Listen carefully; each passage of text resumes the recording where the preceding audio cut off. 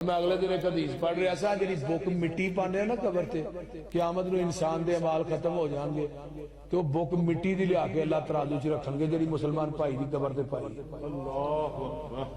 وہ بک مٹی جڑی ہے نا قیامت دے دن وہی انسان دی نجات دا سبب بن جائے گی۔ اس واسطے جنازے پڑھ کے نہ نکل آیا کرو،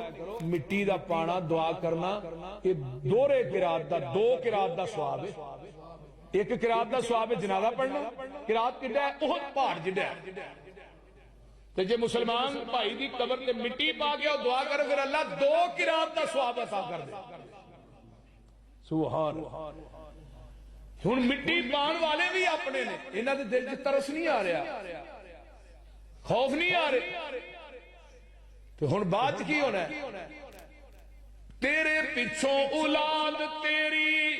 پانیاں نے پھنڈیاں، مال تیرے دیاں پھر پینیاں نے ونڈیاں، کفن دی چٹی جئی سگات نو پہچان لے، قبر والی اس کالی رات نو پہچان لے۔ دو چار دن نا پتر جاندے نے ابے دی قبر تے چلیے بھی دعا کر، آستا آستا 7 دن بعد، پھر 15 دن بعد، پھر مہینے بعد، پھر 2 مہینے بعد، پھر عید بھی گئی، بول دے نہیں کس طرح ہے کہ تے جے بچے نو دین پڑھایا ہوئے تو کدے نماز دے وچ کہہ دے گا ربنا اغفر لی ولی والدی وللمؤمنین یوم یقوم الحساب۔ حدیث مصطفیٰ بھی نال سنو، آقا فرماندے نے جدوں بچہ ایک باری آندا نا ربنا اغفر لی، او دا ماں باپ جڑا فوت ہو گیا اللہ او دا جنت چ ایک درجہ بلند کر دیندے۔